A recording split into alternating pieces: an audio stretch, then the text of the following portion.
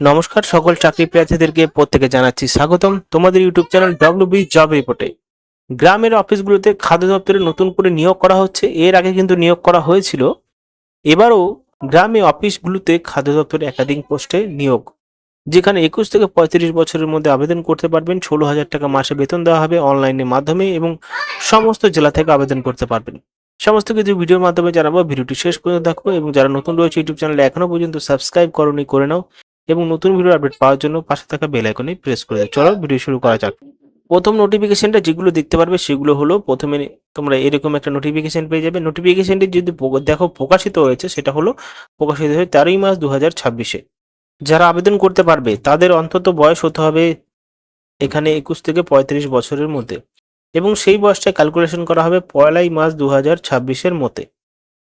16,000 টাকা মাসে বেতন দেওয়া হবে এবং কোয়ালিফিকেশন যদি দেখো, ভারতীয় নাগরিক হতে হবে এবং minimum education qualification must hold a bachelor degree in any discipline from a recognized university. যে কোনো ইউনিভার্সিটি থেকে ব্যাচেলর ডিগ্রি হতে হবে, সাথে সার্টিফিকেট থাকতে হবে কম্পিউটার অ্যাপ্লিকেশনে।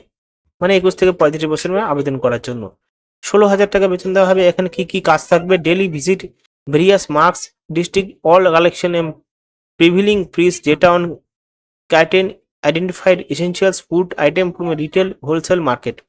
মানে হোলসেল মার্কেটে এই সমস্ত কাজ কিন্তু করতে হবে, ঠিক আছে। The job involve mandatory physical visit the markets everyday and location area visit verify through the coordinate capture বা জিপিএস এর মাধ্যমে যেখানে যেখানে খাবারের সমস্যা হচ্ছে সেখানে কিন্তু গিয়ে ভিজিট করতে হবে এই পোস্টের জন্য। এবার দেখো এখানে বলা হচ্ছে আরো বিষয়টা, সেটা হলো অ্যাপ্লিকেশন করার জন্য যে চাকরিটা পেয়ে যাবে সেটা নয়। এখানে শর্ট লিস্টে প্রথমে নাম উঠবে, তারপর হবে পরীক্ষা। দেখতে পাচ্ছ মাধ্যমিকে স্ট্যান্ডার্ডে 30 নম্বরের পরীক্ষা হবে এবং উচ্চ মাধ্যমিকে 30 নম্বরের পরীক্ষা হবে এবং গ্র্যাজুয়েশনে 40 নম্বরে থাকবে। গ্র্যাজুয়েশনের সাবজেক্টে 40 নম্বর থাকবে, টোটাল মিলিয়ে কিন্তু 100 নম্বরের পরীক্ষা হবে। ফেজ 1-এ পরীক্ষা হওয়ার পরে তারপরে ফেজ 2 হবে। ফেজ 2-এ এখানে এমএস এক্সেল এ, এমএস ওয়ার্ডে এই সমস্ত বিষয়ের উপর পরীক্ষা হবে। এবার সেই পরীক্ষাটা যেটা ফেজ 2 সেটা হবে টাইপ টেস্ট, 40 নম্বর থাকবে। এফিসিয়েন্সি টেস্ট এমএস এক্সেল এ 50 নম্বরে থাকবে এবং ইন্টারভিউ থাকবে 10 নম্বরে। টোটাল মিলিয়ে 100 নম্বরে কিন্তু পরীক্ষা হবে। লাস্ট ডেট 14 এপ্রিল 2026-এ অনলাইনে অ্যাপ্লিকেশন করার জন্য টাইম পাবে। কিভাবে আবেদন করতে হয়? তোমরা ডাইরেক্টলি চলে আসবে ফুড অ্যান্ড সাপ্লাই ডিপার্টমেন্টে, ঠিক আছে, ওয়েবসাইটে।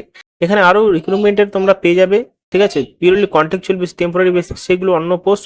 এখানে দেখতে পাচ্ছ এঙ্গেজমেন্ট আইটি পার্সোনাল এবং পজিশন সিনিয়র সফটওয়্যার ডেভেলপমেন্টে রিক্রুটমেন্ট করা হচ্ছে এবং আরো পোস্ট হয়েছে কন্ট্রাকচুয়াল বেসিক। তো আমরা এখানে 8টা জেনে নিই, সেটা হলো এখানে আইটি সিলেকশনের কি বলা হচ্ছে। তো আমরা এখান থেকে নোটিশটা ডাউনলোড করে নিয়েছি, তোমরা কিন্তু এভাবে ডাউনলোড করতে পারবে নোটিশটা।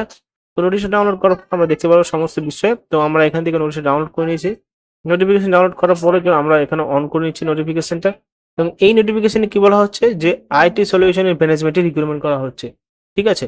সিনিয়র যে ডিপার্টমেন্টে রিক্রুটমেন্ট করা হচ্ছে সেই ডিপার্টমেন্ট হলো সিনিয়র সফটওয়্যার ডেভেলপমেন্ট, ঠিক আছে। এই পোস্টের জন্য 75,000 টাকা বেতন দেওয়া হবে এবং যারা রিক্রুটমেন্ট মানে যারা আবেদন করবে তাদের অ্যাটলিস্ট 4 বছরের Android development, Java, Kotlin, Android SDK এই সমস্ত বিষয়ে থাকতে হবে জানতে এবং এক্সপিরিয়েন্স থাকতে হবে অ্যাপ কম্পাউন্ডে, মানে মানে একটা অ্যাপ চালানোর দক্ষতা থাকতে হবে, মানে বানানোর দক্ষতা থাকতে হবে।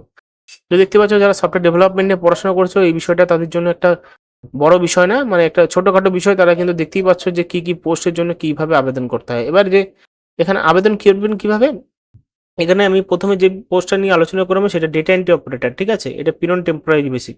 এখান থেকে আমরা নোটিফিকেশন ডাউনলোড করতে পারবো, এখান থেকে আমরা অ্যাপ্লাইতে ক্লিক করলে আমরা অ্যাপ্লাই করতে পারবো।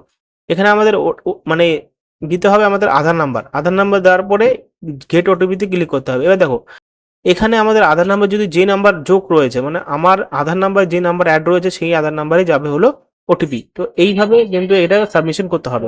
যদি সাবমিশন ভিডিও দেখতে চাও অবশ্যই আমাদের টেলিগ্রাম চ্যানেলে জয়েন হয়ে যাও বা আমাদের কমেন্ট বক্সে আমাকে লিখতে পারো, তাহলে কিন্তু তোমরা অ্যাপ্লিকেশন সাকসেসফুলি করতে পারো। তো এখানে শেষ করছি, ধন্যবাদ।